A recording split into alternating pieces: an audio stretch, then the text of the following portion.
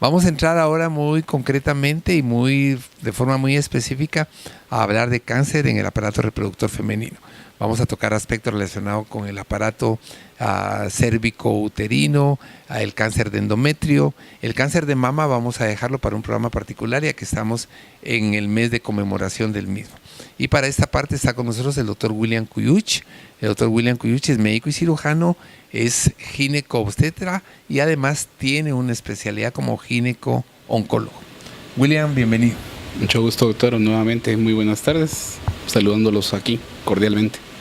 William, dentro de su especialidad, vamos a tocar hoy, William, quedamos en que el cáncer de mama nos encontraremos para un programa posterior, ¿verdad? Dada la condición particular de que se celebra o se conmemora el día del cáncer de mama y hay una buena cantidad de actividad unida a esto. Pero hay otros tipos de cáncer y en el mundo y en Guatemala preocupa mucho cáncer cervicuterino y no digamos endometrio y ovario. Así que quisiera que nos platicaras un poco más alrededor de esto que ocurre en el mundo y que ocurre en Guatemala en relación con este tipo de afección.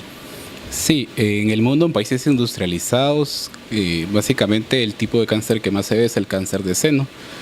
Después de esto viene el cáncer de tiroides. Después del cáncer de tiroides viene probablemente el cáncer colorectal. En cuarto lugar vendrían lo que son los cánceres de endometrio, como por ejemplo los sarcomas también, ¿verdad? Y hasta en el sexto lugar estaríamos hablando de cáncer de cuello uterino, en séptimo lugar en cáncer de ovario, ¿verdad?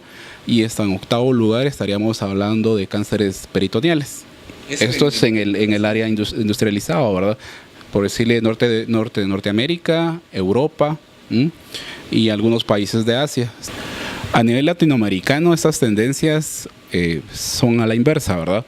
Lo que primero se ve es el cáncer de cuello uterino, después viene el cáncer de mama, después viene el cáncer de ovario, cáncer de endometrio y por último pues cáncer de vulva, cáncer de vagina y cáncer peritoneal.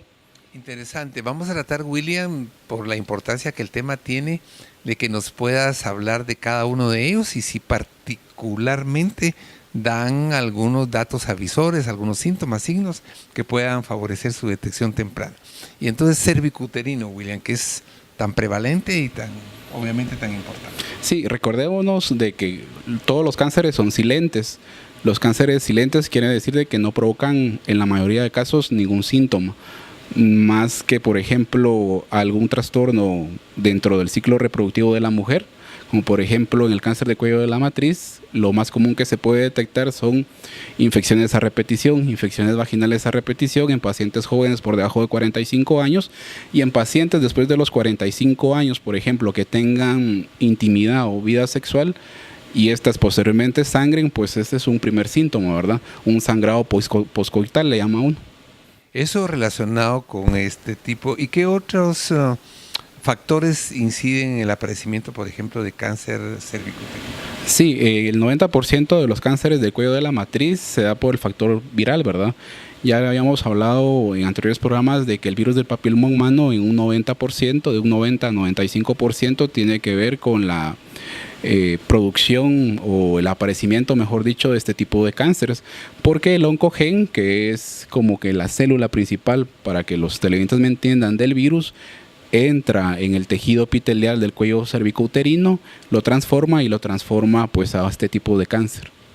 Interesante porque es una entidad que hoy día se puede tratar y vamos a pasar a hablar de esos factores. ¿Qué ocurre, William, con ya cáncer de endometrio? ¿Qué tan frecuente es? ¿Hay alguna manifestación particular? ¿Qué ocurre alrededor de esto?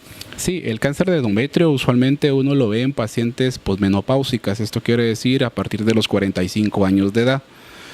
El primer signo que se ve es un sangrado después de haber dejado de menstruar. Cuando comienza la menopausia, que ginecológicamente se dice que es el periodo de tiempo en el cual una paciente deja de menstruar por un año, si en el transcurso de ese año nuevamente la paciente vuelve a manchar, entonces ese es el primer signo de alerta de que algo malo está pasando en el endometrio. Interesante. ¿Y qué ocurre, William, relacionado con cáncer de ovario? ¿Hay alguna peculiaridad igualmente en esta condición? Sí, el cáncer de ovario lamentablemente, a pesar de ser el tercer tipo en cuanto al aparecimiento en el área latinoamericana, lo más contraproducente de este tipo de cáncer es de que es de difícil diagnóstico.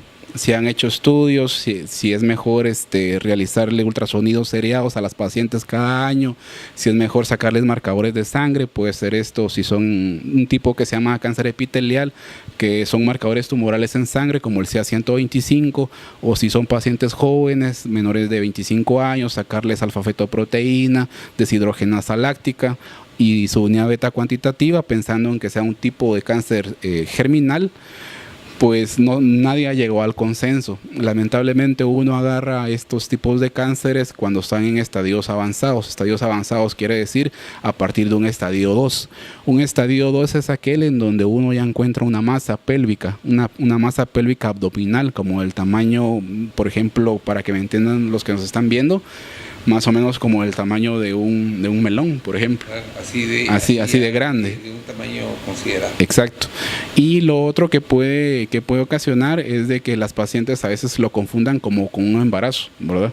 Entonces, básicamente el único signo de alerta en cánceres de ovario es una masa abdominopélvica.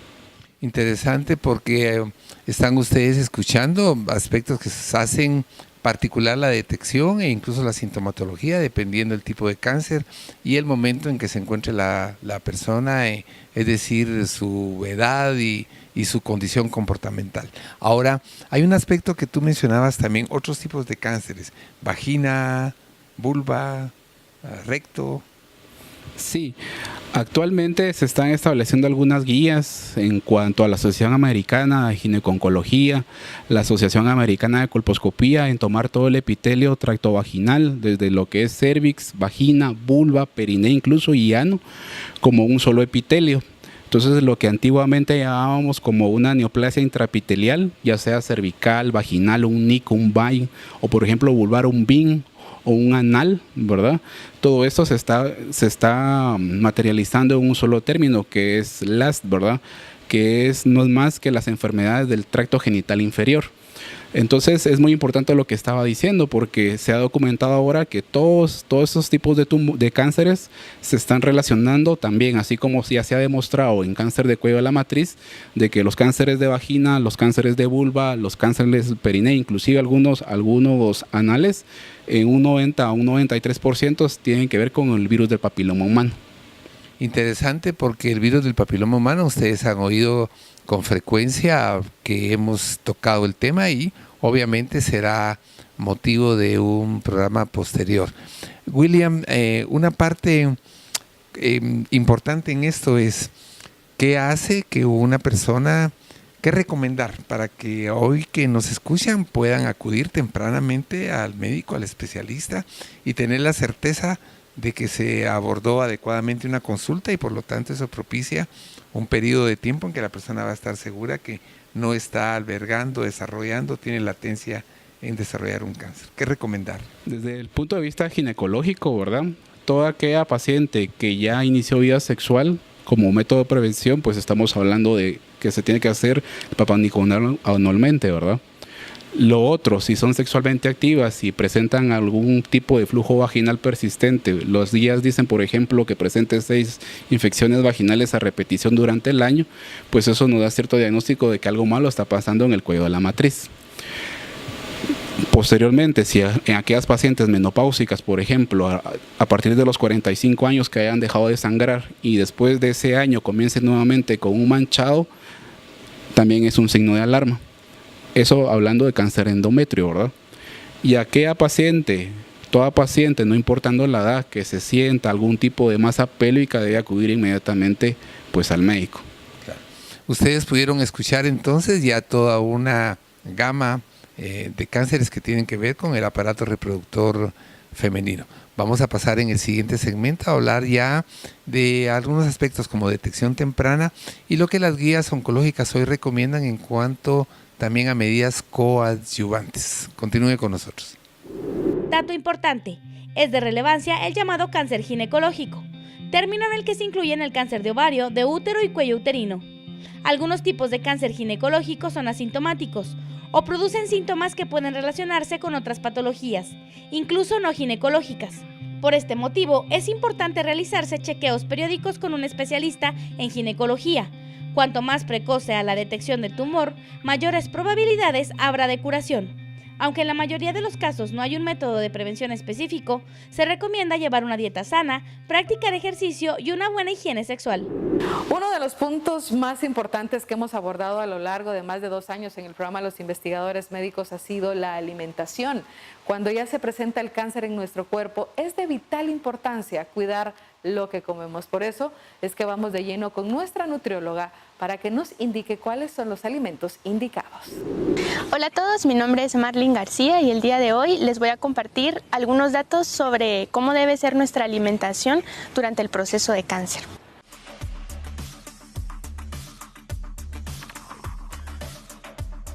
El cáncer es una enfermedad muy demandante para cualquier persona, demanda energía, demanda nutrientes. La alimentación es muy importante en este proceso. Lo ideal realmente es que un profesional de la salud sea quien dicte las guías de alimentación para las personas con cáncer. La alimentación también difiere en cada tipo de cáncer.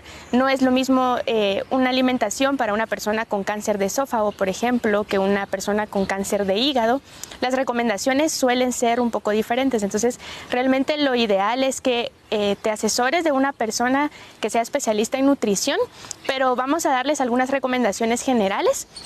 Primero, la energía, ¿verdad? Es importante que las personas con cáncer tengan una fuente de energía suficiente para poder combatir la enfermedad. Recordemos que debemos apoyar a nuestro sistema inmunológico para poder ayudar al proceso de salir de esta enfermedad, ¿verdad? El caso de los carbohidratos es muy importante, debemos consumir carbohidratos, pero ojo, estos no deben ser carbohidratos simples que aumenten nuestra glucosa en sangre, azúcar, harinas refinadas, todos los alimentos que sean de fácil absorción con carbohidratos debemos evitarlos al máximo. Esto aumenta nuestros niveles de insulina y también aumentan un factor llamado factor de crecimiento 1 similar a la insulina. Este se ha considerado una sustancia altamente cancerígena. Entonces debemos evitar al máximo tener niveles altos de este factor en sangre.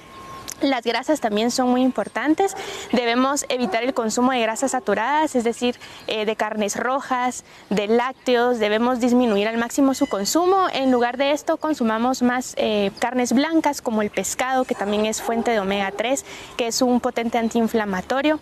El pollo también, ¿verdad? Cuidemos también las preparaciones, que no sean fritas, mejor hagámoslo a la plancha, horneados. Esto de las preparaciones también es muy importante para los pacientes con cáncer.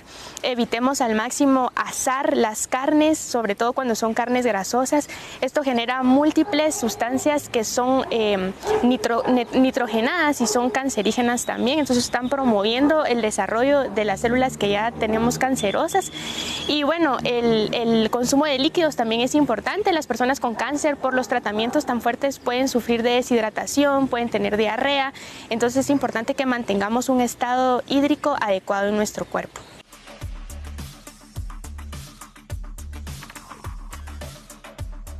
Para los pacientes que están en remisión del cáncer también es importante que tomen nota de las recomendaciones para su alimentación y nutrición, ya que existe un alto riesgo de recurrencia para estos pacientes. Básicamente debemos mantener las mismas recomendaciones de 0 azúcar, tratar de limitar las grasas, las carnes rojas, los lácteos, ¿verdad? Y consumir más frutas, vegetales, tratar de cocinar lo menos que podamos los alimentos, comer cosas naturales. Los antioxidantes son muy importantes y los encontramos precisamente en frutas y vegetales. Antioxidantes como el sulforafano, por ejemplo, que lo encontramos en el brócoli, en todas las crucíferas, en el repollo, en las coles de Bruselas. El licopeno también es una sustancia muy buena, está en el tomate, en la sandía, en la toronja, los carotenoides que encontramos en frutas y vegetales de color amarillo. Todas estas sustancias nos pueden ayudar a proteger a nuestras células de volver a caer en el proceso de cáncer. La actividad física también es muy importante, debemos realizar actividad física y sobre todo para disminuir el riesgo de tener sobrepeso u obesidad, que es uno de los factores principales de riesgo para el desarrollo de cáncer.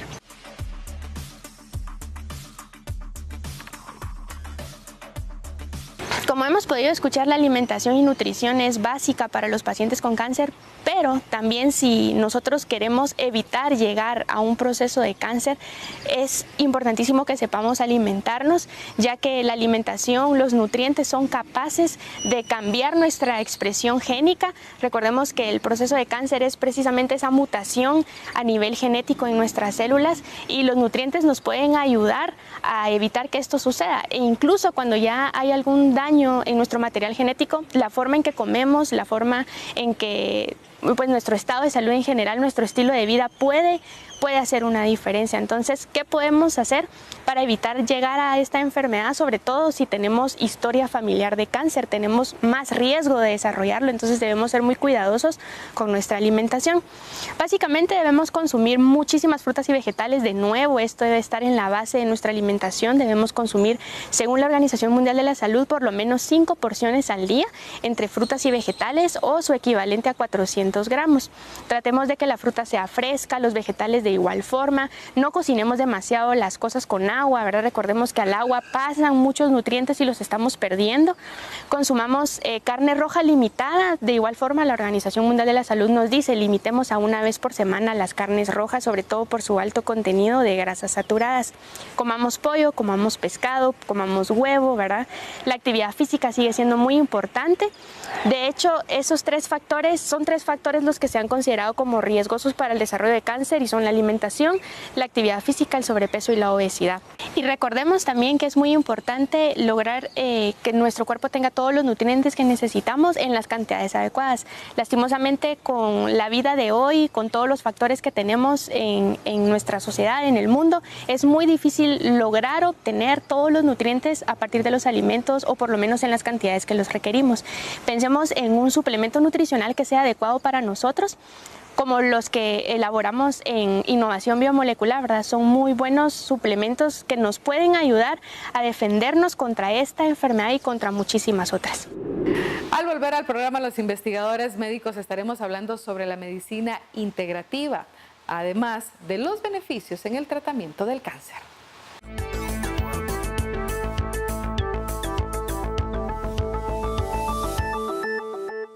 ¿La prediabetes se cura? En realidad, la prediabetes se revierte. ¿Y cómo puedes revertirla? Diabenor la revierte. Diabenor te ayuda a restaurar la sensibilidad a la insulina y con esto evitar que te diagnostiquen diabetes tipo 2. Diabenor te cuida.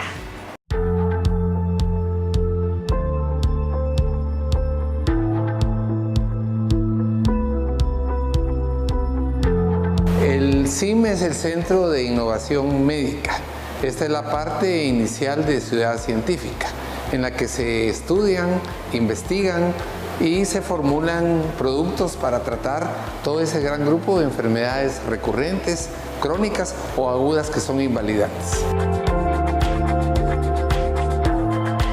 El Centro de Innovación Médica trabaja a través de toda una plataforma de estudio. Se hacen una serie de estudios a nivel bibliográfico. Luego ya se trabaja computarizadamente en toda la propuesta de las vías biológicas que se alteraron y las vías biológicas que se van a restaurar. Una vez que todo eso se ha hecho, ya se pasa a la parte de producción y de manufactura de productos que está ligado a lo que es Pharmalat y su corporación de investigación. Las enfermedades que trata el CIM inicialmente son los coadyuvantes para el cáncer y luego se sumó a esto una buena cantidad de enfermedades crónicas no resueltas que incluyen diabetes, enfermedades cardiovasculares, enfermedades degenerativas del sistema nervioso central como Parkinson, Alzheimer y todo otro tipo de entidades que son recurrentes y que aunque no parezcan graves, son bien invalidantes como colon espástico o colon irritable, úlceras, gastritis, reflujo. Todo este tipo de entidades son tratadas en el CIM. El tratamiento es obviamente innovador. Son biomoléculas, son los extractos de las moléculas de plantas que tienen propiedades farmacológicas y terapéuticas. Estamos hablando de cómo se pudo extraer de la granada, de la guanábana, de la fresa, de diversas plantas, la molécula específica que tiene acciones precisas. Todo esto, como expliqué anteriormente, se estudia, se ha llevado tiempo poderlas conjugar y hoy día tenemos ya productos como Limtox, que es un desintoxicante o un antioxidante o un regenerador universal. Tenemos Oconex como coadyuvante en la terapia del cáncer, Proxazin para próstata con resultados fabulosos, Sevilat, que es un producto para tenerlo en la mesa diariamente y evitar que haya un proceso oxidativo, y es para niños y adultos. Y estamos por formular ya un producto para la diabetes.